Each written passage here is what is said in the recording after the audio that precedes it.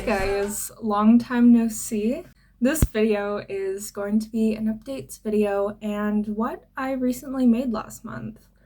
I wasn't able to film any videos. The last month was just really crazy. A lot of friends and family's birthdays, and my mom had COVID, just all sorts of stuff. But I wanted to thank you for all of the support that you guys gave me on my last video. I really appreciated all of the suggestions that everybody made and all the nice things that everybody had to say. This video is just going to be about what I've been doing while I wasn't filming. First off, I've got this girl with me because I finished blushing her hands. I blushed her hands a while ago, but there were some things that I wanted to add and I never properly showed you guys. So I wanted to show her hands. I also wanted to show you the blushing that I did on her upper chest piece, and I gave her a tattoo on her back. I have a few other things that I want to show you guys. To start, here are her hands. It's kind of hard to see with this really bright light I have here. I've noticed though that if I don't have it, the video quality looks super grainy, so it's either everything's washed out significantly or a very bad video quality. But here she is. I will warn you in advance before I derobe her that, you know, Dolly nudity. She does have her nipples painted, so there is that. Without further ado, it's probably a very terrible transition. But anyway, we're gonna ignore that and proceed. So all of the colors are washed out really badly. Even the resin colors of this doll are not true to life. But here it is. It's a butterfly and says love. And I have blushed all of her upper torso. But yeah, there she is. I really like the way it turned out. I was really, really happy to get this done. I am planning on blushing all of my dolls' upper chests. I guess I don't have much of an interest in giving them all full body blushings just because they can wear, especially the more clothing that is on the doll's body, the more it's going to wear and rub and have the potential to make the sealant tacky and chipped. So the upper chest, however, will be on show in some way most of the time, as well as the hands. So that's why I want to plan on blushing all of my dolls' hands and all of their upper chests. It's going to be quite the process since I have quite a few dolls and I didn't consider starting that process sooner when I had less of them. But here we are. It's gonna keep me busy for a while, and I guess I'll keep you guys updated along the way and show you their tattoos and blushing. This character really likes butterflies. This tattoo is in memory of her grandma. In a future video that I'm actually working on currently, I am doing some character breakdowns for you guys. I had a few people say that they were interested in hearing about my doll stories and their characters, which I'm really excited about. I wanted to make a couple of videos like that, but I wasn't sure if you guys would be interested in hearing them. They would be slightly longer videos, but it's just really gonna dive in depth with everybody. I do plan on splitting up these sort of character analysis videos by story. That way it's a little bit more consumable. It's not just like one giant video with all of the characters I have in every single doll. There will also be a couple characters that I talk about that are not yet shelled, but will be. So they'll still be an essential part of the story, so I might as well tell you guys about them. I'm gonna be moving on to the next thing. You guys also might be wondering why I have a new intro. Well, that was not planned. I lost my phone early last month, so that was really fun. And in the process of that, unlike Apple phones, which I always had in the past, not everything is backed up automatically and stored in the cloud.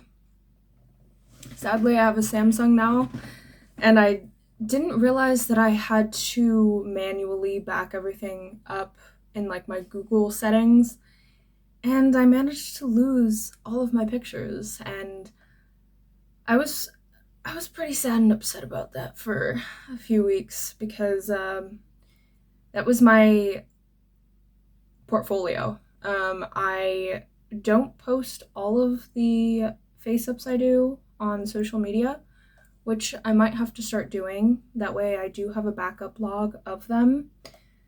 I post most of them, but not all of them. And I managed to lose all of my pictures.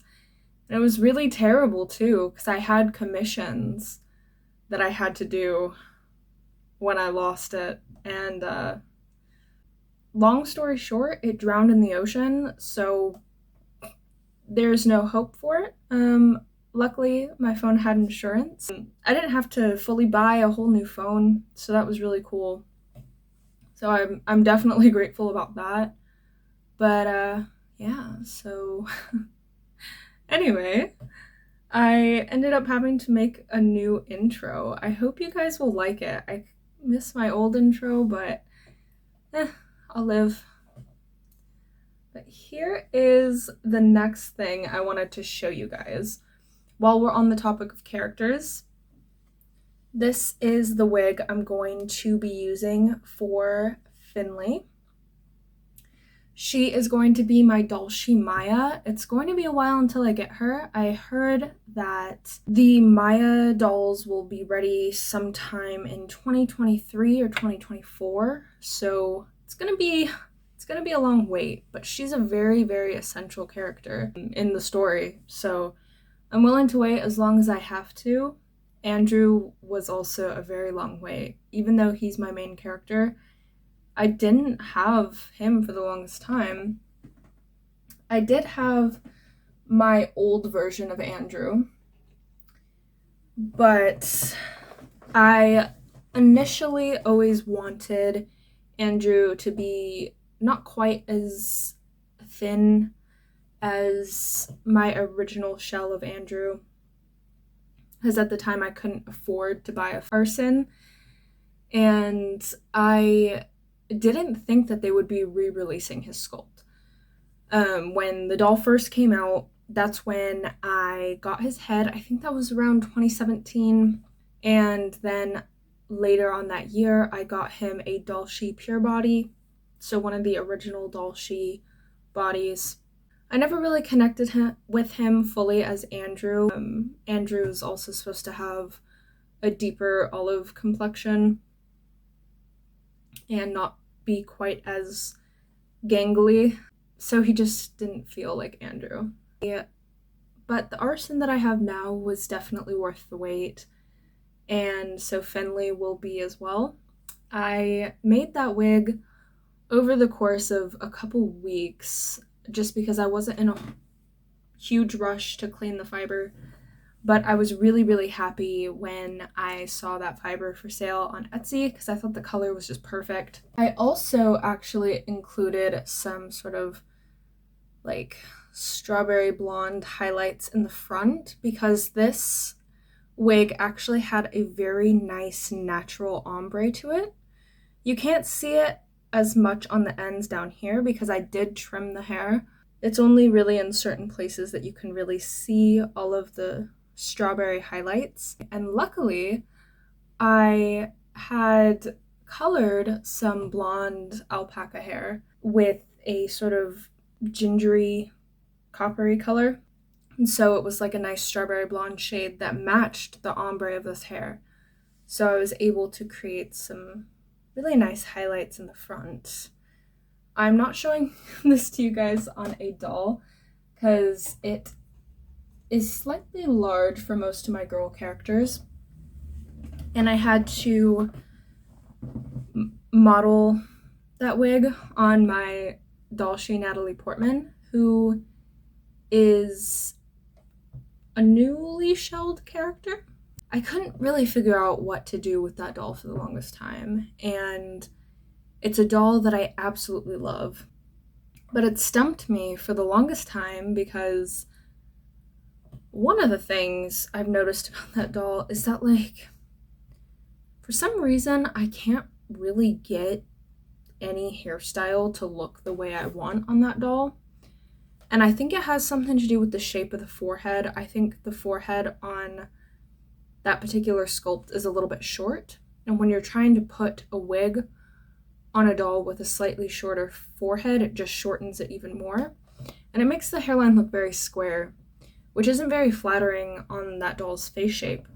I've had a hard time figuring out what hairstyle, what hair length, color, how to make a hairline that will suit that face. I've had a hard time with it. And also how to dress that doll.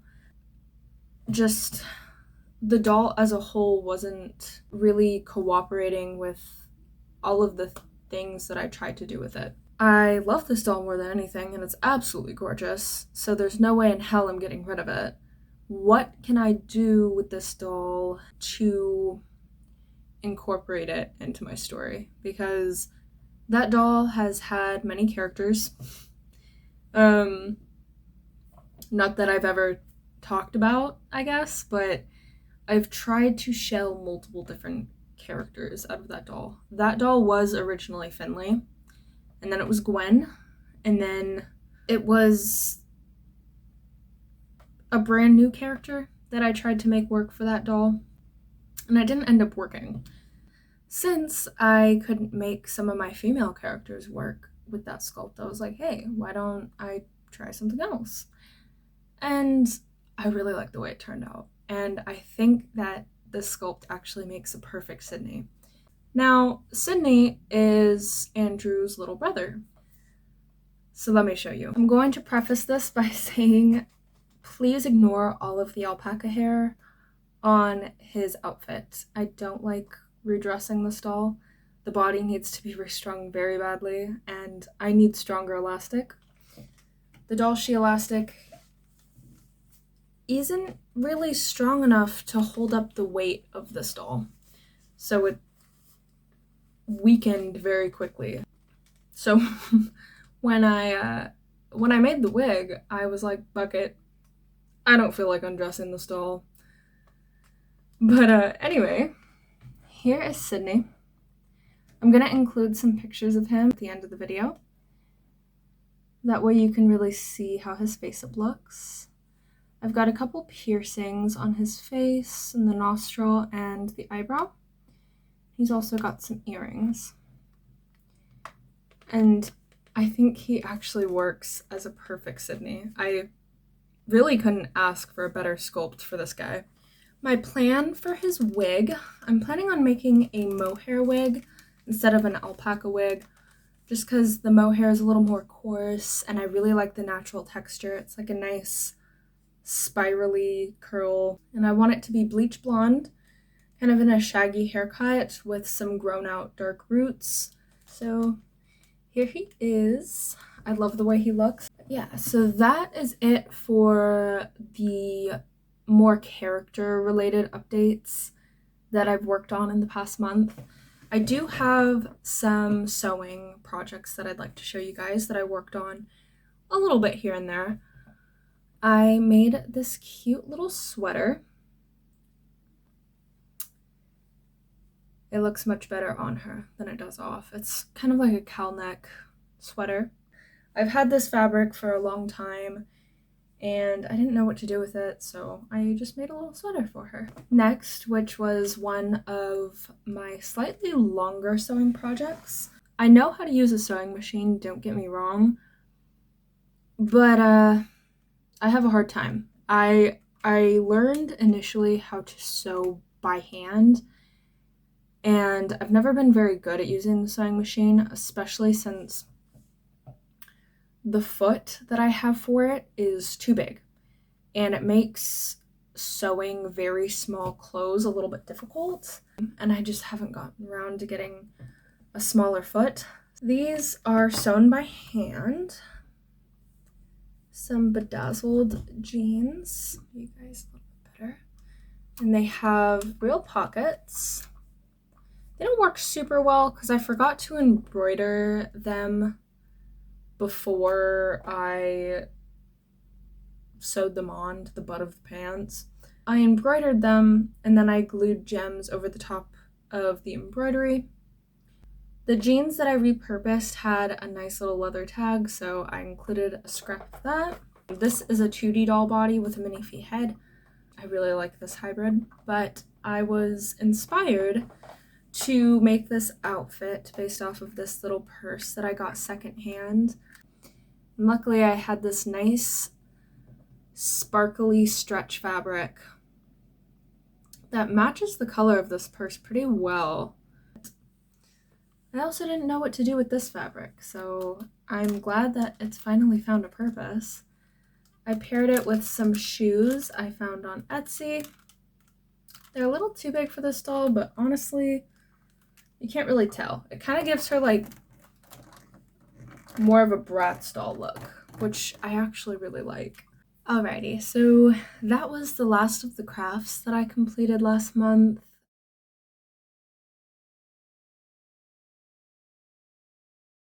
I never stop to see you cry. I never listen to your tears and praise. Oh no, I never stop to see you try. I never listen to the words you say. Oh, thank you guys for watching this video and I hope you enjoyed it. I hope to see you guys in the next one, and I hope you all have a wonderful day. Bye!